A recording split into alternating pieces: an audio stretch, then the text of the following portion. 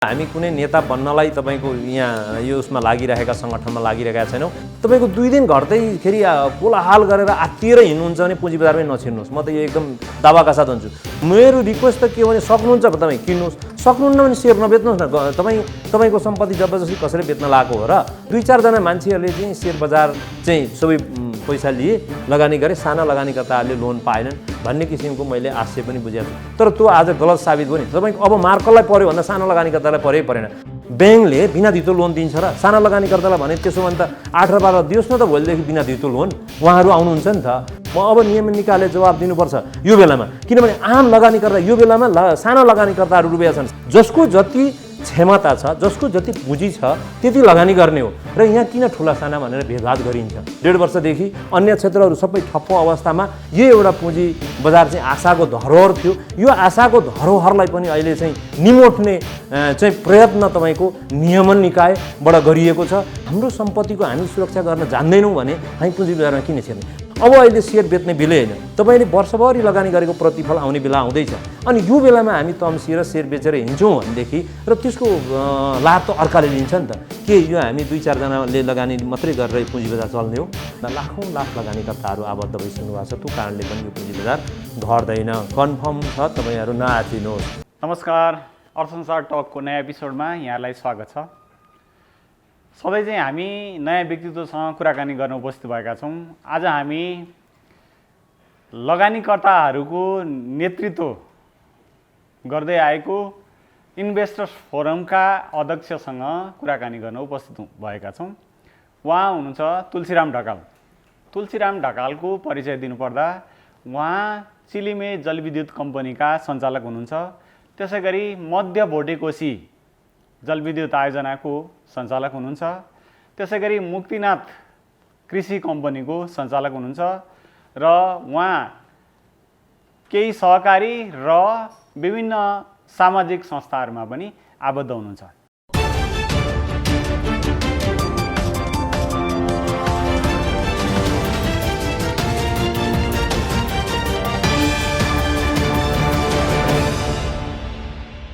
सर्वप्रथम त बधाई छ यहाँलाई। हस्, थ्याङ्क यू, धन्यवाद।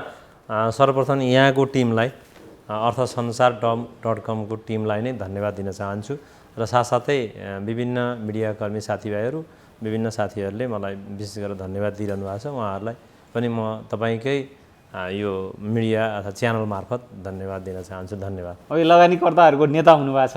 हजुर। अब यो पुँजी बजारको विकासमा यहाँको भूमिका चाहिँ के हुन्छ? अवश्य पनि मेरो विकास भूमिका रहने नै भयो। म किनभनेदेखि म नौलो होइन।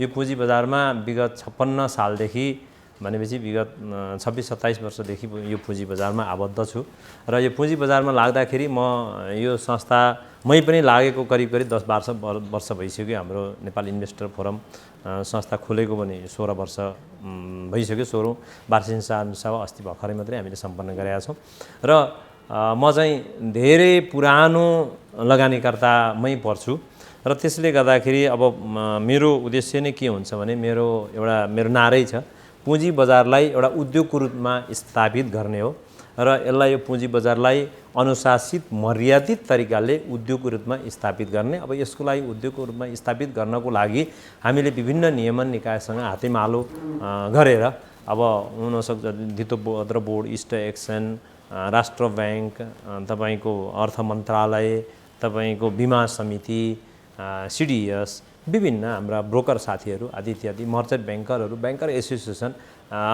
नेपाल डेभलपमेन्ट दिवान, यी सबै हाम्रा स्टेक होल्डर हुनुहुन्छ र उहाँहरू सबै स्टेक होल्डरसँग हामी सरसल्लाह गरिकन हातेमालो गरिकन पुँजी बजारको विकास, हाम्रो उद्देश्य नै के हो भने पवित्र उद्देश्य भनेको पुँजी बजारको विकास, दिगो विकास गर्ने हो र यसलाई उद्योगको रूपमा स्थापित गर्ने हो। त्यसको लागि हर तरिकाले म चाहिँ यसमा कटिबद्ध रूपले खट्नेछु। हजुर, अब यहाँ नयाँ निर्वाचित हुनुभयो, प्रतिबद्धता पनि व्यक्त गर्नुभयो, तर के आरोप लाग्छ भने यो लगानीकर्ताहरूको सङ्गठनलाई चाहिँ नेता बन्नको लागि सङ्गठन खोल्ने क्रम बढेको छ। गलत यो मैले पुरा गर्नै पाएको छैन र त्यो खोल्ने र नेता बन्ने स्टेजमा जाने, तर लगानीकर्ताको हितमा चाहिँ उनीहरूको भूमिका अहिलेसम्म देखिँदैन भनेर भनिएको छ। किनभने यहाँ अहिले अध्यक्ष बन्नु भए पनि योभन्दा अगाडि पनि त्यसमा आबद्ध हुनुहुन्थ्यो। त्यसमा त्यो आरोपलाई चाहिँ कसरी चिर्नुहुन्छ यहाँले? ल थ्याङ्क यू, धन्यवाद तपाईँलाई त्यस्ता आरोपहरूलाई हामीलाई। तर एउटा सर्वप्रथम त म त आम लगानीकर्ताहरूलाई के भन्छु भने हाम्रो सङ्गठन अर्थात् हाम्रो यो विभिन्न सङ्गठनमा पहिला आबद्ध हुन विनम्र अनुरोध गर्दछु। हामी बाहिर बस्छौँ अनि त्यहाँबाट विभिन्न किसिमका आरोप लाउँछौँ, त्यो भन्नुभन्दा पनि हामी आएर सङ्गठनमा कटिबद्ध भएर हामीले लगानी गरौँ र हामी यो सङ्गठनमा लागेर हामी चाहिँ यो अवरात्र नखटेको हुँदो हो त हिजो 2056-50 सालमा चाहिँ तपाईँको ओपन क्राईबाट स्टार्ट भएको मार्केट चाहिँ आज हामी घर घर अफिसमा बसी अनलाइन मार्फत कारोबार गर्न सक्ने अवस्था कहाँबाट सिर्जना भयो? यो भनेको त हाम्रो सबैजनाको स्टेक होल्डरको सहयोग र हामी लगानीकर्ताहरूले डे टु डे तपाईँको ढकढकाएर मात्रै यो सम्भव भयो जस्तो मलाई लाग्छ। र यति मात्रैले हामीलाई पुग्दैन, अझै हाम्रो पुँजी बजारको विकास गर्नलाई मैले अघि भनिसकेँ, उद्योग रूपमा स्थापित गर्नको लागि हामी धेरै खट्नु छ र खट्छौँ। र ठिक छ, साथीहरूलाई म आह्वान गर्न चाहन्छु, म यही तपाईँको टेलिभिजन मार्फत आउनुहोस्, साथीहरू पनि खट्नुहोस् र यो हामी कुनै नेता बन्नलाई तपाईँको यहाँ यो उसमा लागिरहेका सङ्गठनमा लागिरहेका छैनौँ। हामीले खालि के हो भने हामीले लगानी गरेको पुँजीलाई संरक्षण गर्न र यसलाई उद्योगको रूपमा स्थापित गर्नलाई हामी कटिबद्ध भएर लागेका छौँ। र यो अन्यथा अरू जो साथीहरूले जे भने तापनि यो मेरो लागि मेरा सङ्गठनको लागि आशीर्वाद हुनेछ। यो पछिल्लो समय पुँजी बजार चाहिँ निरन्तर ओह्रालो क्रममा छ। केही समय करेक्सन हुने, त्यसबाट बढ्ने स्वाभाविक हो, तर निरन्तर ओह्रालो लागिरहेको अवस्थामा पनि यहाँहरूको चाहिँ भूमिका त्यसमा देखिएन। त्यसलाई स्टप गर्नलाई अथवा वृद्धितिर चाहिँ यहाँहरूको भूमिकै देखिएन भनिन्छ। ल हवस्, थ्याङ्क यू, धन्यवाद। अब यहाँनिर तपाईँले यो पुँजी बजार ओह्रालो लाग्नु र उकालो लाग्नु भन्नुभन्दा पनि तपाईँको के छ भने हाम्रो पुँजी बजार कहाँ थियो र कसरी हामी कहाँ पुग्यौँ भन्ने कुरो नितान्त तपाईँको सान्दर्भिक जस्तो लाग्छ। आजको ठिक डेढ वर्ष अगाडि हाम्रो पुँजी बजार करिब 1150 को इन्डेक्सको सेरोफेरोमा पुँजी बजार हो र डेढ वर्षमा हाम्रो पुँजी बजार 3200 पुगेको हो। र पुँजी बजार सधैँ बढिरहने पनि हुँदैन, सधैँ घटिरहने पनि हुँदैन। र म त आम लगानीकर्ताहरूलाई के भन्छु भने तपाईँको 2 दिन घट्दैखेरि कोलाहाल गरेर आत्तिएर हिँड्नुहुन्छ भने पुँजी बजारमै नछिर्नुहोस्। म त यो एकदम दावाका साथ भन्छु। पुँजी बजारमा लगानी गर्नेको धैर्यता चाहिन्छ। धैर्यता आजको दिनमा तपाईँहरू गर्दा किन बेच्नुहुन्छ? मेरो रिक्वेस्ट त के हो भने सक्नुहुन्छ तपाईँ किन्नुहोस्, सक्नुहुन्न भने सेयर नबेच्नुहोस् न। तपाईँको सम्पत्ति जबरजस्ती कसैले बेच्न लागेको हो र तपाईँ चाहिँ के भने धैर्यताका साथ बस्नुहोस्, धैर्यका साथ लगानी गर्नुहोस्, पुँजी बजार गर्नु। र अर्को कुरा भनेको तपाईँको के हो भने पुँजी बजार एउटा लेभलमा उचाइ चुम्नको लागि जहिले पनि जुनसुकै कुराको पनि उचाइ चुम्नको लागि अप डाउन हुन्छ र यो 3200 को इन्डेक्स एउटा केही न केही करेक्सन भएको छ। अहिले म योलाई तपाईँको मार्केट झरेको भन्न मान्दिनँ, यसलाई मैले करेक्सनको रूपमा लिन्छु। र लगातार भन्नुभयो, लगातार पनि जम्मा तपाईँको 1 हप्ता भएको छ र बढ्दा पनि त लगातार बढाएको थियो नि। हामी बढ्दा चाहिँ नदेख्ने अनि बढ्दा चाहिँ हामी चुपो लाएर हिँड्ने अनि घट्दा चाहिँ 2 दिन घट्दै आत्तिएर औतालेर हिँड्नुपर्ने आवश्यक म देख्दिनँ, नम्बर 1। र नम्बर 2, आज किन बजार घट्यो भन्ने कुरो अलिकति हामी गहिरेर सोच्नु जरुरी छ। जस्तै आज किन घट्यो भन्दाखेरि तपाईँको मौद्रिक नीति मार्फत राष्ट्र NRBले चाहिँ मौद्रिक नीति मार्फत के गरिदियो भन्दाखेरि तपाईँको आज हामी हिजोसम्म के थियो भने हामीलाई लोन ओपन थियो हैन, तपाईँ जति पनि लिमिट थियो र कोर क्यापिटलको पुँजीको 40% सम्म पुँजीको कोर क्यापिटलको 40% सम्म के थियो भन्दाखेरि पुँजी बजारमा लगानी गर्नलाई छुट दिएको थियो। तर अहिलेको यो मौद्रिक नीति मार्फत चाहिँ तपाईँको के आयो भन्नुहुन्छ भने एउटा ब्याङ्कबाट 4 करोड रुपियाँ र 3टामा गरेर तपाईँको 12 करोड लोन मात्रै लिन पाउने भन्ने कुराले यसले गर्दाखेरि एउटा कुरो के आयो भन्दाखेरि एउटा हुनसक्छ मार्केटमा विभिन्न किसिमका लेभलका मान्छेहरू हामी लगानीकर्ता छौँ। यहाँतिर के भयो भनेदेखि कोही पोलिसी बनाउँदाखेरि के गरियो होला जस्तो लाग्छ मलाई भनेदेखि र मैले विभिन्न ठाउँमा जाँदा बुझ्दाखेरि पनि के अरे 2-4 जना मान्छेहरूले चाहिँ सेयर बजार चाहिँ सबै पैसा लिए लगानी गरे, साना लगानीकर्ताहरूले लोन पाएनन् भन्ने किसिमको मैले आशय पनि बुझेको छु। तर त्यो आज गलत साबित भयो नि। तपाईँको अब मार्कलाई पर्यो भन्दा सानो लगानीकर्तालाई परेन।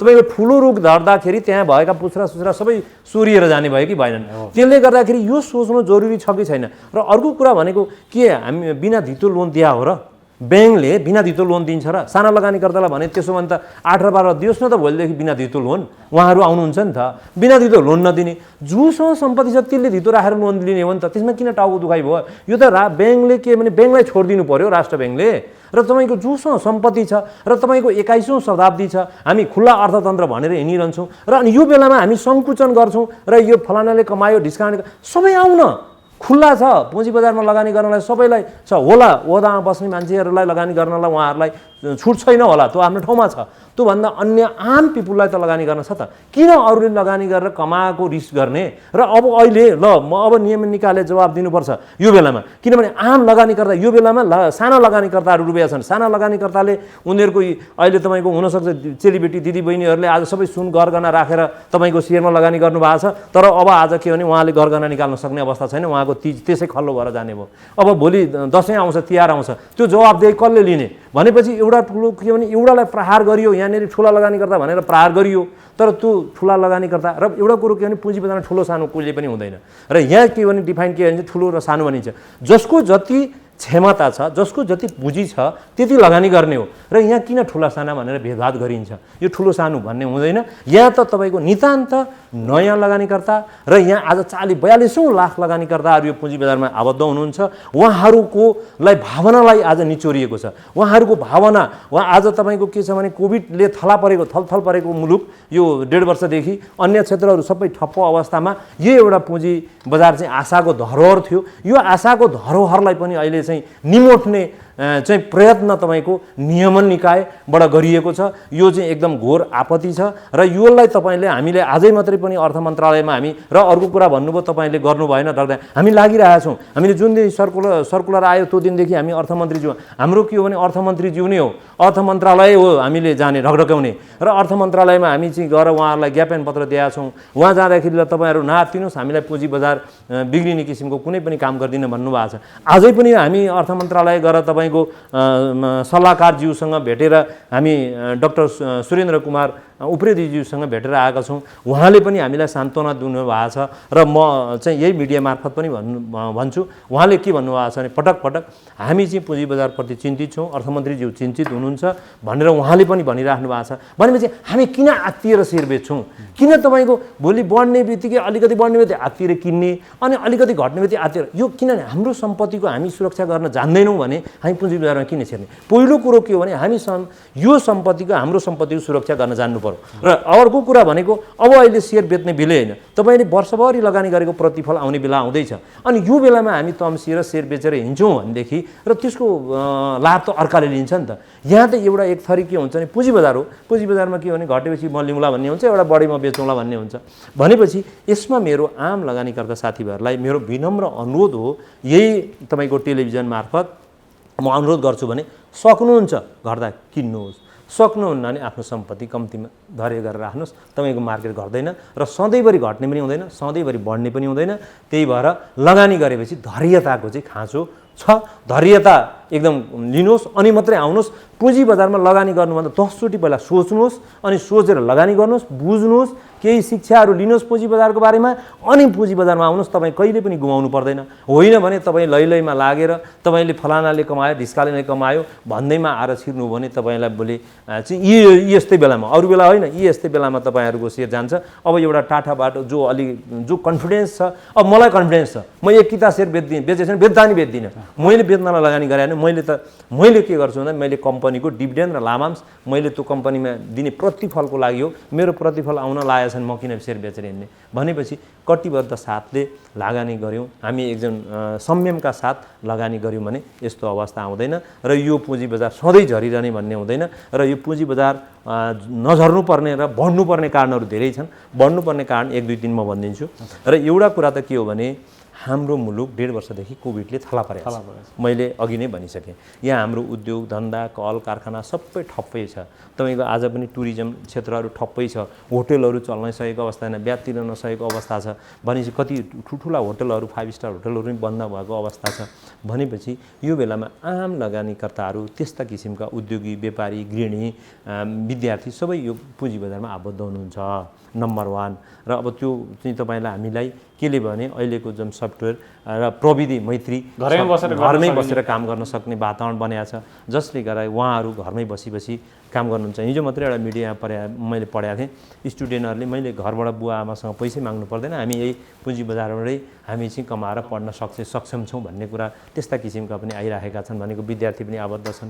गृहिणीहरू आज तपाईँको हरेक घर तपाईँ भन्नुहोस्, गृहिणीहरू सब तपाईँको 11 बजेदेखि 3 बजेसम्म उहाँहरू फुर्सद हुनुहुन्न। हेर्नुहोस्, हिजो तपाईँको विभिन्न किसिमका टेलिसिरियलदेखि लिएर हेर्नुपर्ने अवस्थाका महिला दिदीबहिनी हो। अरू तपाईँको आज जो छोराछोरी चाहिँ स्कुल पठाउने, श्रीमान अफिस गएपछि उहाँहरू ल्यापटप लिएर बसेर उहाँहरूको पनि एउटा आय स्रोत, एउटा इन्कम बनेको छ। भनेको मतलब के हो भन्दा लाखौँ लाख लगानीकर्ताहरू आबद्ध भइसक्नु भएको छ। त्यो कारणले पनि यो पुँजी बजार घट्दैन, कन्फर्म छ, तपाईँहरू नआत्तिनुहोस्। र अर्को कुरा भनेको तपाईँको लगानीका क्षेत्र अहिले पनि छैनन्। अझै पनि कोभिडले गर्दाखेरि हामी 1-2 वर्ष भनौँ न अगाडि चाहिँ तपाईँको ठुला प्रोजेक्टहरू, कम्पनीहरू अर्थात् विभिन्न लगानीका क्षेत्र खोजेर जाने अवस्था छैन। तेस्रो कुरा भनेको तपाईँको अब हामीले लगानी गरेको प्रतिफल पाउने बेला आइसकेको छ। चौथो भनेको ब्याङ्क वित्तीय संस्थामा लोन तपाईँले प्रशस्त मात्रामा पाउनु भएको छ। आज पनि तपाईँको बेस रेट ब्याङ्कहरूको झरिराखेको अवस्था छ। अहिले तपाईँले ठुला सानो मतलब ठुलो लोन रोक्यो अरे 12 करोडभन्दा माथि, त्यो 12 करोडसम्म त तपाईँले लोन पाउनुहुन्छ भनेदेखि आम लगानीकर्ताहरू 40 लाख लगानीकर्ताहरू यहाँ छिरेर तपाईँको 4 करोड 12 करोडको लगानीको दरले आयो भने यो मार्केटले थाम्न सक्छ, यो पुँजी बजारले थाम्न सक्छ? यति सानो पुँजी बजारले भनेपछि आम लगानीकर्ताहरू डे टु डे यहाँ चाहिँ आउने क्रम जारी छ। यी विविध कारणले पनि पुँजी बजार चाहिँ सम्हालिन्छ। निर्धक्क हुनुहोस्, निर्धक्क भएर आफूले लगानी गरेको सम्पत्ति सुरक्षित गरेर लगानी गरेर बस्नुहोस्। तपाईँहरू कहिले पनि तपाईँले घाटा खानु पर्दैन, तर तपाईँहरू चाहिँ बुझेर लगानी गर्नुहोस् र प्रतिफल दिने संस्थामा मात्रै लगानी गर्नुहोस्, जुनसुकै लगानीमा नगर्नुहोस्। बुझेर लगानी गर्दा तपाईँले जहिले पनि सुरक्षित हुन्छ। अब यो राष्ट्र ब्याङ्कको जुन सर्कुलरलाई लिएर नै यो हवा फिजाइएको छ। वास्तवमा उसले त 1 वर्षसम्म नियमित गर्न भनेको हो, त्यसलाई आधार बनाएर बजार घटाउने चाल त होइन यो? हो, एकदम तपाईँले यस्तो क्वेसन सोधिदिनु भयो, एकदम राइट टाइममा राइट क्वेसन सोध्नु भएको छ।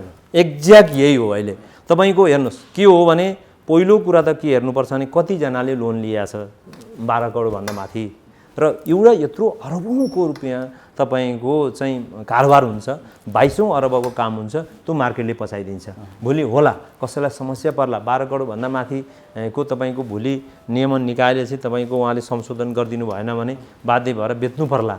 तर त्यो बेलामा पनि यो मार्केटले खाइदिन्छ र तपाईँको 40औँ लाख लगानीकर्ताहरू 42 मान्छेहरू भित्रिसक्नु भएको छ। डे टु डे तपाईँको 9 लाख तपाईँको अहिले युजर नेम र पासवर्ड लिएर काम गर्नुहुन्छ होइन, भनिसकेपछि यो खाइदिन्छ। अब यस्तो अवस्थामा तपाईँको चाहिँ के छ भने एउटा कुनै ग्रुपले होला, हुनसक्छ एउटा जहिले पनि एउटा 3200को ग्रुपमा कोही ग्रुपले बेचेको होला भने उसलाई के छ भने यही मौकामा धमिलो पानीमा माछा मार्न सजिलो हुन्छ भनेर तपाईँको पुँजी बजारलाई विभिन्न किसिमका हवा फिजाइएर तपाईँको 1 वर्ष टाइम दिएको छ। तर त्यहाँ विभिन्न किसिमको होइन, राष्ट्र ब्याङ्कले त यहाँ अहिले नै चाहिँ क्लोज गर भन्यो भन्ने, कसैले रिन्यू गरेन भन्ने आदि इत्यादि यस्ता किसिमका मिडियाबाजीहरू गर्ने। अनि त्यस पछाडि तपाईँको क्लब हाउसहरू छन्, क्लब हाउस छन् त्यस्तै किसिमले।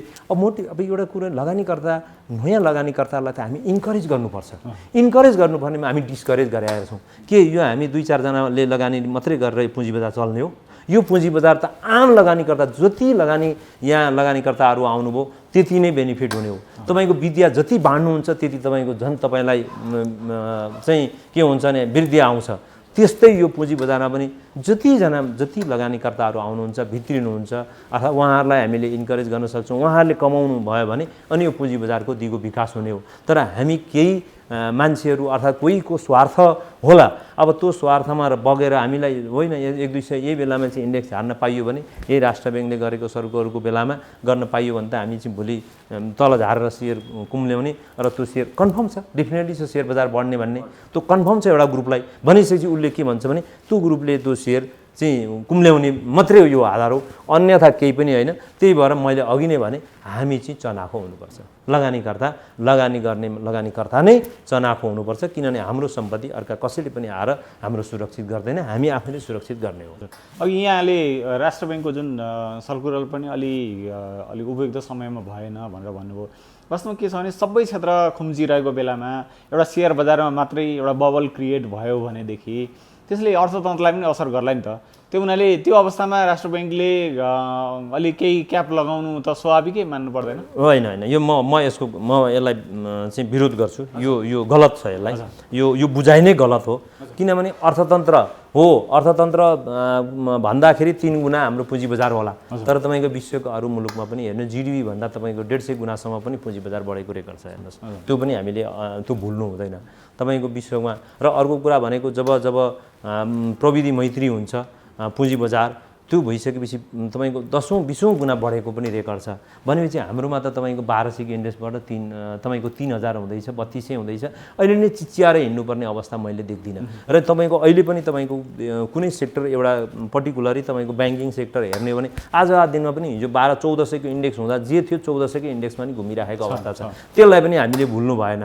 र तपाईँको आज एउटा कुरो यही तपाईँको पुँजी बजारले गर्दाखेरि हामीले विगत कमिङ इयरमा चाहिँ तपाईँको गत सालमा हामीले करिब 14 अर्ब 20 करोड रुपियाँ चाहिँ राजस्व मात्रै बुझाएका छौँ।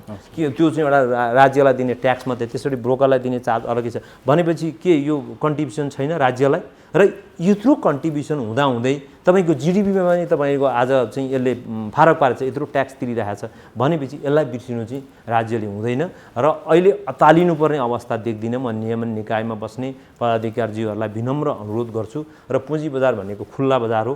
यसलाई अर्थतन्त्र खुल्ला रूपले छोडिदिनुपर्छ र लगानी गर्ने मान्छेले सोच विचार गरेर लगानी गर्नुपर्छ। मेरो चाहिँ विनम्र अनुरोध हो।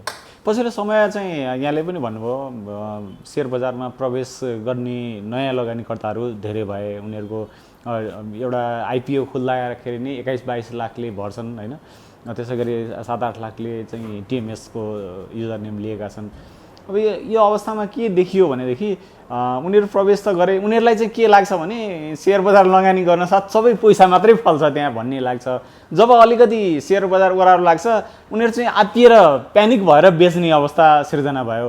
अब त्यसलाई चाहिँ हामीले यो सेयर बजारमा प्रवेश गर्नेहरूलाई शिक्षित गराउन नसकेको हो कि त्यसमा यहाँहरूको भूमिका के हुन्छ? एक्ज्याक्ट यो एउटा कुरो के हो भने अब नयाँ लगानीकर्ता आम लगानीकर्ताहरूलाई सुरक्षित गर्ने, सुसूचित गर्ने, शिक्षा दिने भनेको हाम्रो नियमन निकाय छ धितोपत्र नेपाल धितोपत्र बोर्डै हो, स्टे एक्सन हो। अनि यहाँहरूको पनि त होइन, म आउँदैछु। र तपाईँको साथसाथै मिडियाहरूको पनि हो र सँगसँगै हामी जस्ता सङ्घ संस्थाको पनि हो। र अब यसमा आउनलाई के गर्नु पर्यो भने पहिला त उहाँहरू पनि आउनु पर्यो नि। उहाँहरूले चाहिँ आएर सोचबुझका साथ लगानी गर्नु पर्यो नि त। उहाँहरूले चाहिँ पहिला बुझ्नु पर्यो धितोपत्र बोर्डमा हुन्छ कि अर्थात् हामी जस्ता पुराना साथीभाइहरूसँग बुझेर हुन्छ कि या मिडियाका साथीहरूसँग हुन्छ कि या कम्पनीको तपाईँको ग्रोथ कम्पनीमा गएर वेबसाइटमा हेरेर कम्पनीको अवस्था के छ कि भनेर बुझेर लगानी गर्नु बेटर हुन्छ जस्तो लाग्छ। अब अर्को कुरा त मैले भनिहाल्नु भयो अघि तपाईँको लाखौँ लाख लगानीकर्ताहरू कसरी भित्रिनु भयो जस्तो लाग्छ मलाई भने यो वास्तवमा अघि तपाईँले भन्नुभयो नेताहरूले गरेनन् हामीले भन्ने कुरा हामीले के गरेनौँ भन्दा हामीले के गर्यौँ भन्दा यही गऱ्यौँ। तपाईँको हिजो के थियो भने जसले जति पनि सेयर हार्न पाउँथ्यो। हामीले पछिल्लो समय के गर्यौँ भने आम लगानीकर्ता चाहिँ सेयरबाट वञ्चित भयो, एउटा व्यक्तिले मात्रै पायो। कम्तीमा 10 कि त अनि आम लगानीकर्तालाई पाओस् भन्ने हिसाबले हामीले धितोपत्र बोर्डमा गएर रिक्वेस्ट गरेर तपाईँको डाक्टर रेवत बहादुर कार्कीज्यू अध्यक्ष हुनुहुन्थ्यो, उहाँकै पालामा चाहिँ तपाईँको मिनिमम 10 कि त सेयर भर्न पाउने र 10 कि त मिनिमम पनि दिने भन्ने हिसाबमा यो पोलिसी बने हो। भनेको मतलब के हो भन्दाखेरि इन्करेजै गरे हो हामीले होइन। अनि यो पछिल्लो समयमा के हो भने सबै विभिन्न कम्पनीहरू खुल्दै गएपछि अब पर्नेलाई पर्यो नपर्नेलाई तपाईँ 10 कि त पर्यो भने तपाईँको 900 रुपियाँ 1000 1800 रुपियाँ 2800सम्म पनि पुग्यो। 2800सम्म अहिले त 5000 प्लस भइसक्यो होइन। अहिले मात्रै पनि तपाईँको 5000सम्म नै पुगिसक्यो हजुर। भनेपछि अब लगानीकर्ताहरूलाई के बुझे भनेदेखि होइन यो त लगानी गर्दा त तपाईँको 1000 लगानी गरेको मैले तर मेरो त कमाएँ आज मैले 50000 रुपियाँ कमाएँ भने त यो ठाउँ रहेछ भने त्यसैले आकर्षित उहाँहरूलाई यो पुँजी बजारमा आबद्ध हुने चाहिँ कहाँबाट भयो भने त्यहाँबाट नै उहाँहरू आकर्षित हुनुभयो। अब तर उहाँहरूले के बुझ्नु भएको छैन भने जसरी आइपिओमा कन्फर्म 100% कमाइन्छ सेकेन्ड मार्केटमा पनि उहाँले लगानी गर्दा चाहिँ बुझ्नु चाहिँ जरुरी हुन्छ। अब प्राइमेरी आइपिओमा लगानी गर्दा त तपाईँको के छ भने उहाँलाई हाल्यो 10 किताब पर्यो, अब त्यसको मूल्य बढ्दै गर्दै 500 700 1000 अब 5000सम्म पुग्यो। अब त्यो भएर उहाँले देख्नु होला। तर सेकेन्ड इयर मार्केट भनेको जस्तै मानौँ 5000मा किनियो 5000 पुग्यो। अब 5000 भएपछि 6000 पुग्नलाई के आधार चाहिन्छ त भन्ने पहिला बुझ्नु पर्यो। अब 5,000 त पुग्यो, तर 6,000 अब हामीले 5,000मा लगानी गरेर त 6,000 पुग्छ भनेर किन्ने हो नि त। 6,000 किन्नलाई त्यो कम्पनीको अवस्था के छ, त्यसको सिचुएसन के छ, कमिङ इयरले के दिएको थियो, अब यसले के दिन्छ, यसको प्लान के छ, फ्युचर प्लान के छ, त्यो त बुझ्नु जरुरी छ नि त। त्यो बुझेर हामीले लगाउँ न। त्यो बुझेर लगानी गरियो भने हामी सधैँ सुरक्षित हुन्छ। होइन अन्यथा होइन मैले चाहिँ आइपीमा हालेको 1,000 को सेयर 5,000 भयो या तपाईँको 20,000 भयो र मैले पनि सेकेन्ड त्यसरी नै कमाउँछु भन्ने हुँदा चाहिँ हाम्रो सोचाइ गलत हुनसक्छ। सेकेन्डरीमा त्यसरी नै कमिँदैन। हामीले रिटर्न बेसमा हेर्नुपर्ने हुन्छ, क्यापिटल गेन र रिटर्न बेस। सेयरमा लगानी गर्ने भनेकै तपाईँको क्यापिटल गेन प्लस रिटर्न, तपाईँले त्यो कम्पनीबाट दिने डिभिडेन्ड, बोनस, सेयर आदि इत्यादि। अब यी कुराहरू हामीले हेर्न सकेनौँ भने चाहिँ तपाईँको पश्चाताप हुन्छ। त्यही भएर हामी आम लगानीकर्ताहरू, नवप्रवेशी लगानीकर्ता साथीहरूलाई म के भन्छु भने बुझेर मात्रै लगानी गरौँ, कम्पनीको बारेमा सबै बुझौँ। त्यो बुझ्नलाई तपाईँ कहीँ जानु भएन भने कम्पनीको वेबसाइट हुन्छ, वेबसाइटमा तपाईँको सबै चिजहरू त्यहाँ राखेको हुन्छ, त्यहाँ जानुहोस्, त्यहाँभित्र छिर्नुहोस् कम्पनीको अवस्था के छ। अब भएन भने हामी त जसरी भए पनि पहिलो स्टेप त ब्रोकरै हो। हाम्रो पहिलो क्लास, हाम्रो पहिलो गुरु भनेको पुँजी बजारको को हो भन्दाखेरि ब्रोकर हो। अब त्यो कहिले बिर्सिनै नहुने कुरा। ब्रोकरसँग हामी गएर सोधौँ, बुझौँ, अनि ब्रोकरले उहाँहरूले भनिदिनुहुन्छ यसमा लगानी गर्नुहोस्, यसको सिचुएसन, किनभने ब्रोकर त डे टु डे काम गरेको हुन्छ, उसलाई त सिचुएसन थाहा हुन्छ। त्यो अनुसार गरियो भने त हामी अवश्य पनि सफल हुन्छ नि त। अब हामी बुझ्दै नबुझिकन अनि ब्रोकर कहाँ जाने, एउटा फर्म भर्ने, टिएमएस लिने, अनि बसेर ल यो त तपाईँको फलानु सेयर चाहिँ तपाईँको हिजो 900 थियो, आज 700मा झऱ्यो, अब किन नकिन्ने भनेर। तर 900मा किन पुग्यो र 700मा किन झऱ्यो र त्यसको 900मा पुग्ने आधारहरू छन् कि छैनन्, त्यो जस्टिफाई हामीले नगरिकन गऱ्यौँ भने त अवश्य पनि त्यसले अप्ठ्यारो पार्छ। पछिल्लो समय यो आधारभूत कुराहरू चाहिँ हेर्ने चलन नै छैन जस्तो देखियो, किनभने कहिल्यै साधारण सभा नगरेका, सुशासनमा एक अत्यन्त कमजोर कम्पनीहरू चाहिँ सेयर मूल्य उचालिएर आकाशमा पुगेको छ। तर नियमित रूपमा प्रतिफल दिइराखेका कम्पनीहरूको चाहिँ स्थिर छ अथवा घटेकै छ।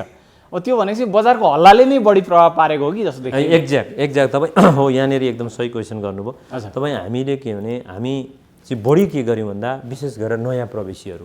अब यसमा मलाई लाग्दैन पुराना साथीभाइहरू चाहिँ त्यसरी तपाईँको हावाको भरमा उनीहरूले धेरै भोगिसकेका छन् र उताप चढाउहरू देखाएका छन्, त्यसले गर्दाखेरि त्यसरी जानुहुन्न जस्तो लाग्छ। अब नयाँ लगानीकर्ताहरूलाई थाहा हुँदैन कुन कम्पनीको अवस्था के हो, त्यसले के दिन्छ, विगतमा के दियो, एजिएम गरेन, साधारण सभा गरेन, त्यसको के छ, त्यसको एजिएम कहाँ हुन्छ, के हुन्छ, कसैलाई पनि थाहा छैन। हेर्नुहोस् हजुरको, अनि त्यो थाहा नपाइकन आएर छिरिसकेपछि समस्या हुन्छ। र अब अहिले चलानै कस्तो रह्यो भने फलानाले कमायो मैले किन नकमाउनु, फलानाले सेयरमा हालेर कमायो अरे मैले नि कमाउनुपर्छ भन्ने मात्रै कुरा भयो। तर हामी आधारभूत ज्ञान, आधारभूत हामी लगानीका शिक्षाहरू हामी लिनतिर लागेनौँ। हामी चाहिँ ब्रोकर कहाँ जाने, मतलब त्यहाँ डिमाट एकाउन्ट ब्याङ्कमा जाने खोल्ने, टिएमएस त ब्रोकरकोमा लिने, अनि अब कारोबार गर्न थाल्ने। तर हामीले कम्तीमा के गरौँ भने अब हामीसँग मर्चेन्ट ब्याङ्करहरू पनि छन्, मर्चेन्ट ब्याङ्करहरूसँग पनि तपाईँको सिक्न सकिन्छ।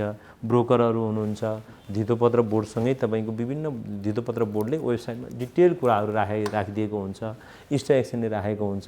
यी सबै जानकारी लिएर हामीले कम्तीमा पनि केही न केही नलेज लिएर काम गऱ्यौँ भने, अर्थात् पुँजी बजारमा छिर्यौँ भने हामी अवश्य पनि हुँदैनौँ। तर अब हामी चाहिँ पुँजी बजारमा त्यत्तिकै हाम फाल्छौँ भने एउटा समुद्रमा चाहिँ तपाईँको समुद्रको गहिराई मापनै नगरिकन हामी छिर्छौँ भने त त्यहाँ त हामी त्यो समुद्रमा हामी बिलिन्छौँ।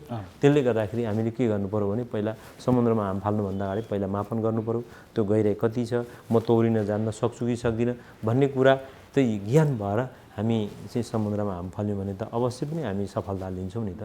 अवश्य पनि त्यो हुनु जरुरी छ। र मेरो आम लगानीकर्ता, विशेष गरेर नवप्रवेशी लगानीकर्ताहरूलाई मेरो विनम्र अनुरोध छ। यो सेयर बजारको चाहिँ उतार चढावमा आम मानसिकता, यो बजारमा प्रवेश गर्नेहरूको आम मानसिकताले पनि प्रभाव पार्छ भनिन्छ। पछिल्लो समय म एउटा उदाहरण, एउटा कम्पनीले आफूले बिजुली बेच्न नपाए नि बिजुली बेच्दाखेरि मेरो यति पैसा आउँथ्यो भनेर अनुमानित एउटा ब्यालेन्स सिट प्रकाशनमा ल्यायो। उसले स्पष्ट रूपमा उल्लेख गरेको छ, पाउँदै नपाएको पैसाको ब्यालेन्स सिट आउँदा पनि मान्छेहरू 2-3 दिन सर्किट लागेर किने। त्यस पछाडि उसको ब्यालेन्स सिटमा कैफियत देखियो भनेर नेप्सेले कारोबारै रोक्का गर्यो र विद्युत नियमन आयोगले पनि सचेत गरायो। त्यसबाट केही दिन उल्टो सर्किट लाग्यो। अनि फेरि पनि सर्किट लाएर बढ्ने घट्ने दिनु आज पनि यत्रो बजार घटिराखेको बेला आज पनि मलाई सम्भवतः त्यो कम्पनीको सेयर बजार बढिरहेको जस्तो देख्छु भनेको यस्तो अवस्थामा चाहिँ केले काम गर्छ भने हो यही हो अज्ञानता मैले भने नि अघि यो अज्ञानताको कारणले हो जब हामीलाई ज्ञानै छैन त्यो कम्पनीको ल ठिक छ अब तपाईँको हाइड्रो पावर भए त्यो कम्पनीको रेभिन्यू कति आउँछ हो कि होइन के हो कति मेगावाटको प्रोजेक्ट हो त्यो त्यसले कमिङ इयरमा के गरिरहेको छ त्यो वास्तविकता हामी बुझ्दैनौँ अनि नबुझी त्यसको पछाडि लाग्यौँ र फेरि नियमन निकाय र धितोपत्र बोर्डले फेरि सचेत गरायो उसले वास्तविक रूप पनि देखाइदिइसक्यो विद्युत प्राधि एनइएले पनि हामीले त्यो पेमेन्ट दिने छैन भनेर उसले भनिदिइसक्यो त्यति भन्दा पनि हामी त्यही कम्पनीमा हुमिन्छौँ भनेको मतलब त सरासर अज्ञानता हो र मूर्खता हो त्यो मूर्खता पनि हो अज्ञानता सँगसँगै मूर्खता पनि हो अब म चाहिँ तपाईँको समुद्रको डिप कति गइरहेछ तर म त्यहाँ छिरेर त्यहाँबाट चाहिँ म मोती नै निकाल्छु भनेर जबरजस्ती छिरेको अवस्था हो त्यो अवस्था हुँदा त हामी कसरी केही भन्न सक्छौँ त्यसको भन्न नै केही पनि छैन अज्ञानता र मूर्खता हो दुईटै कुरा हो अब अलिकति फरक प्रकाशसँग अब यो अहिलेको सेयर बजार बढेर 3000 प्लस पुगेको थियो अलिकति बाउन्स ब्याक हुँदैछ अब त्यति बढ्नु 1.5 वर्षमै त्यो बढ्नु चाहिँ स्वाभाविक हो र अलिकति क्रमशः एउटा स्टेप गर्दै बढेको अवस्थामा चाहिँ त्यसलाई स्वाभाविक मान्न सकिन्थ्यो तर 1.5 वर्षमै 1100बाट 3000 प्लस हुनुलाई चाहिँ स्वाभाविक मान्न सकिन्छ अब मैले यहाँनिर जोड्न चाहेँ धेरै कुराहरू अघि आइसकेका छन् विशेष गरेर तपाईँले 11,500 3200 हो पुगेको 3000 होइन 3200 किन पुग्यो कसरी पुग्यो र सर्ट टाइममा किन पुग्यो भन्ने कुराको मैले फेरि म त्यहाँ कहाँनिर गएँ भने पहिलेकै कुरामा गएँ र जब हाम्रो कोभिड-19ले हामीलाई ग्रसित बनायो तपाईँको ओल्डमै तपाईँको ग्रसित भइयो र वैशाख को 11देखि गत सालको चैतको 11देखि हाम्रो लकडाउनै सुरु भयो लकडाउन सुरु भइसकेपछि पुँजी बजार पनि के थियो नि त्यो बेलामा 1200 को सेरोफेरोमा थियो 1200 को सेरोफेरोमा एक दिन पुँजी बजार खोलियो खोलिसकेपछि पुँजी बजार चाहिँ घट्यो र घटिसकेपछि हामीले फेरि के गर्यौँ भन्दाखेरि नियमनलाई रिक्वेस्ट गरेर यो पुँजी बजार त अब त्यो बेलाको अवस्था के नि हाहाकार अवस्था थियो जताततै मान्छे त तपाईँको लासै मात्रै देख्नुपर्ने विशेष गरेर युरोपियन मुलुकहरूमा त हाहाकारै फैलिएको थियो तपाईँको राष्ट्रपतिले नै हारगुहार गरिसकेको थियो इटालीका राष्ट्रपतिज्यूले भनिसकेपछि अब यो सन्दर्भमा लगानी कसले गर्ने त्यहाँ कसरी जाने हिम्मत हुने कुरो भएन त्यो हुँदाखेरि पुँजी बजार चाहिँ धराशय हुन्छ भन्ने हिसाबले हामीले रोक्यौँ र त्यसरी रोकिसकेपछि पछि तपाईँको नियमन निकायले र उहाँहरूलाई विशेष धन्यवाद पनि दिनुपर्छ र यो हाम्रो अनलाइनको डेभलप हुँदै थियो अनलाइनको पूर्ण रूपमा अनलाइन थिएन तर बाध्य भएर गभर्मेन्टले चाहिँ अनलाइनको पूर्ण रूपमा सञ्चालन गर्यो जसले गर्दा त्यसको 3 महिना पछाडि हाम्रो पुँजी बजार चाहिँ सञ्चालन चालु भयो र अब त्यो बेलासम्म के थियो भन्नुहुन्छ भने सबै उद्योग धन्दा कल कारखाना आदि ठप्प अवस्था थिए हामी भित्र बस्न बाध्य थियौँ र हाम्रो स्कुलदेखि कलेजदेखि लिएर अफिसदेखि लिएर भनेको मतलब अब के भने विद्यार्थी गृहिणी तपाईँको कर्मचारी राष्ट्रसेवक यी सबै हामी घरमा बस्न बाध्य भएपछि हामीले के भयो भन्दाखेरि लगानीका पाटा खोज्दै हिँड्नु पर्यो लगानी पाटो भनेको त्यो एउटा पुँजी बजार मात्रै रह्यो र पुँजी बजार पनि तपाईँको घरमा बसी तपाईँको अनलाइन कारोबार गर्न पाउनुभयो र तपाईँको भर्खर मात्रै अनलाइन पनि युज भयो अनि ब्याङ्कलाई पनि तपाईँको ब्याङ्क वित्तीय संस्थाले अन्य लगानी गर्ने क्षेत्रहरू ठप्पै भए त्यसले गर्दाखेरि हाम्रो ब्याङ्कको चाहिँ के भने बेस रेट घट्यो उनीहरूको पैसा फालाफाल रह्यो जसले गर्दा पुँजी ब्याङ्कले चाहिँ लगानी गर्न नसक्ने बित्तिकै पैसा ब्याङ्कमा थुप्रिने भयो ब्याङ्कमा हुने बित्तिकै के हो भने तपाईँको ब्याङ्क ब्याज पनि घट्यो त्यसले गर्दाखेरि हामीलाई के भयो भन्दाखेरि लोन लिएर लगानी गर्न पनि सहज अवस्था रह्यो ब्याज हामी हिजो 12% तिरिरहेको ठाउँमा 7.5% 7देखि 7.5 8%को हामीले ब्याज पाउन थाल्यौँ भनेको मतलब हामीलाई त्यसको डिभिडेन्ड र स्टक डिभिडेन्डले हामीलाई मुनाफा हुने भयो अब यी कारणले र तपाईँको मैले अघि नै भने अनलाइनको कारणले गर्दाखेरि पुँजी बजारको यो छिटो भएको कारण यही हो होइन भने तपाईँको अलिकति टाइम लाग्थ्यो होला 1.5 वर्षको ठाउँमा 2 वर्ष 3 वर्ष लागेर 3200 पुग्थ्यो होला त्यसको रिजन त्यही हो र यो यहाँ मात्रै होइन अन्य मुलुक पनि जुनसुकै मुलुकमा पनि आज मात्रै पनि तपाईँले हिजो मात्रै हेर्नु भने इन्डियामा हेर्नुभयो भने तपाईँको इन्डेक्स तपाईँको अल टाइम हाई भइसकेको छ भनेको मतलब के हो भने त्यहाँ पनि त अन्य क्षेत्रहरू लगानीका क्षेत्रहरू छैन त्यसले गर्दा पुँजी बजार भनेकै यही हो त्यसले गर्दाखेरि यसले हामीलाई अहिले नै तपाईँको पुँजी बजार बढिहाल्यो, यति धेरै भयो, सर्ट टाइममा बढ्यो भन्नु अवस्था केही छैन भने ती 2-3टा रिजनले गर्दाखेरि, कारणले गर्दा चाँडो बढेको। अब चाहिँ तपाईँको फेरि के छ भने अब बिस्तारै जाला र अब बिस्तारै जाने कारणमा तपाईँको के छ भने अब नजिकै चुनावको कारणहरू छन्। चुनाव भनेको स्थानीय इलेक्सन अब तपाईँको सुरु अब हुन्छ करिब 6 महिनामा, भनेको मतलब दूरदराजका पैसाहरू आउने भए। त्यसरी नेसनल लेभलको चुनाव हुन्छ, नेसनल लेभलको चुनाव हुँदा पनि तपाईँको पैसाहरू दूरदराजमा आउने भयो, जसले गर्दाखेरि लिक्विडिटी चाहिँ सहज रूपमा हुन्छ र हामीले सहज रूपमा लोन पाउँछौँ र हामीले सस्तो ब्याज दरमा लोन पाउँछौँ। ब्याङ्कको बेस रेट कम छ, बेस रेटको आधारमा हामीले लोन पाउने हो। त्यसले गर्दाखेरि पुँजी बजारको चाहिँ विकास हुँदै र तपाईँको यसरी तपाईँको होला 1200बाट 1.5 वर्षमा जसरी 3032 पुग्यो, त्यसरी तपाईँको 1.5 वर्षमा 6000 नपुग्ला, तर केही समय केही स्टेप पार गर्दै र तपाईँको के हो भने हामीले सगरमाथाको उचाइ चुम्नलाई पनि तपाईँको के हुन्छ भने बेस क्याम्पमा जाने अनि झर्ने अनि त्यो गर्दै गइयो भनेदेखि हामी अवश्य पनि बेस क्याम्पमा पुग्न सकिन्छ, मतलब उचाइमा पुग्न सकिन्छ, त्यो उचाइ चुम्न सकिन्छ। त्यस्तै हाम्रो पुँजी बजारको उचाइ चुम्नलाई पनि अहिले चाहिँ यो बेस क्याम्पमा हो, यति हामीले बुझ्नु पर्यो। आजको बजार घटाइ पनि के हो भने यो बलियो करेक्सन भएर बलियो हुँदैछ पुँजी बजार र यो जाने नै हो। र यो तपाईँको भोलि राष्ट्र ब्याङ्क अब हामी लागिरहेछौँ, लबिङ गरिरहेछौँ यो खोलाइदिनुहोस् भनेर, नखोलाको अवस्थामा आम पिपुलहरू चाहिँ तपाईँको लगानी चाहिँ त्यो 12 करोड लोन लिएर लगानी गर्न थाल्नु भने कति ल पुग्छ एउटा। अब अर्को कुरा भनेको तपाईँको 4660 अर्ब आजको दिनमा हाम्रो ब्याङ्किङ च्यानलमा हाम्रो सिस्टममा पैसा छ। त्यो पैसा त आखिर हाम्रै लगानीकर्ताकै पैसा होइन, डिपोजिट त यिनै लगानीकर्ताको हो नि। त्यो डिपोजिटबाट नि त हामी लगानी गर्न सकिन्छ नि, किन हामीलाई लोनै चाहिँ ठुलो अरबौँ लोन चाहिने त होइन। आखिर त्यही पैसा अब हिजो डिपोजिटहरू किन यहाँ पुँजी बजारमा आबद्ध होला, सबैजनाहरू 4600 अब नै हनेर यहाँ आउँदैन, तर केही अंश मात्रै आउँदा पनि के हुन्छ भन्दा आजका दिनमा हिजो हामीले ब्याङ्कमा ब्याज दर राख्दाखेरि तपाईँले 12% पाउनुहुन्थ्यो, हेर्नुहोस् उहाँलाई तपाईँलाई घर खर्च चलाउनु सजिलो थियो।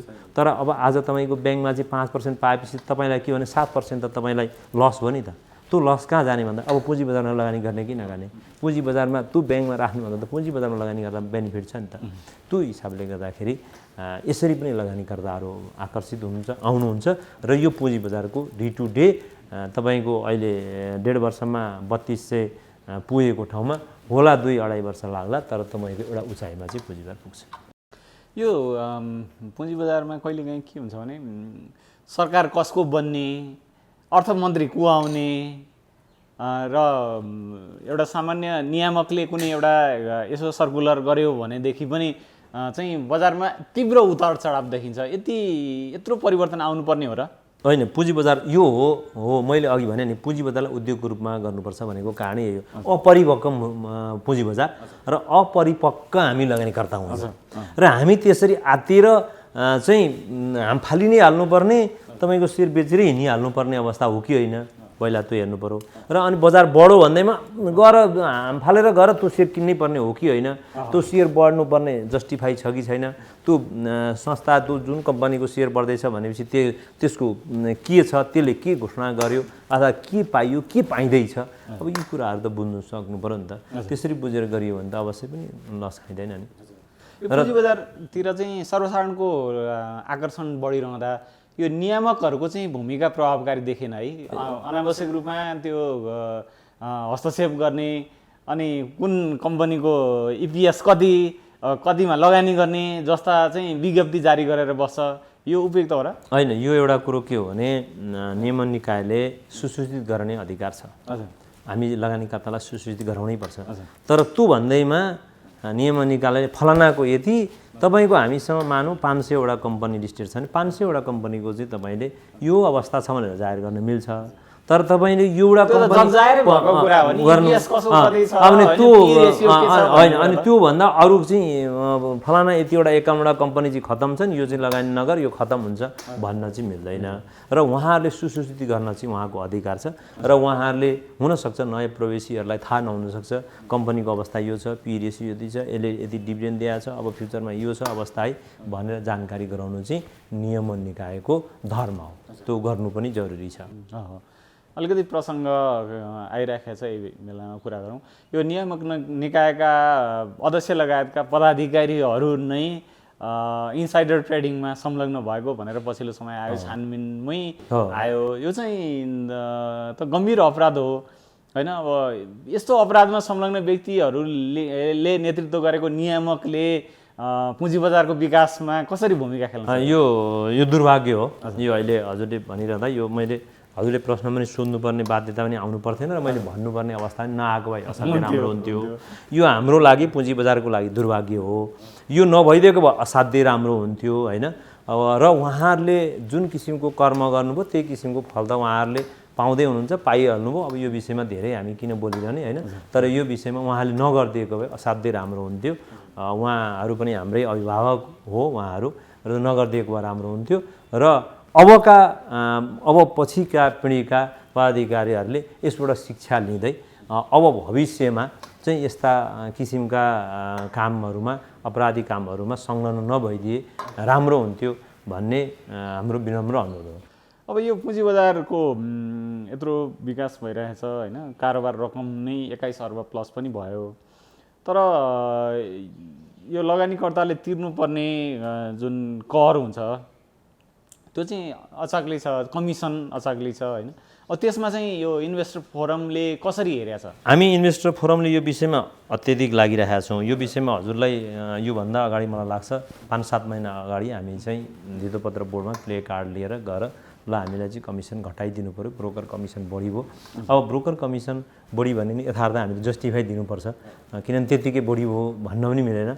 किनभने हिजो हामी 2-3 करोडको कारोबार गर्थ्यौँ, हुँदै 1 अर्बको कारोबार गऱ्यौँ, गर्दा 22 अर्बको लगभग कारोबार निर्माणमा पुग्न लाग्यौँ भनेपछि हाम्रो प्रविधि मैत्री भइसक्यो। अफिसहरू हिजो अफिसमै गएर चाहिँ हामीलाई एउटा व्यक्तिलाई नै मलाई नै कति सुविधा, एउटा कर्मचारी चाहिन्थ्यो होला, त्यसको भेरिफाई गर्न डकुमेन्ट लिएरदेखि लिएर बोक्नेदेखि दुनियाँ कामहरू गर्नु पर्थ्यो भनेदेखि आज काम पनि घटिसकेको छ।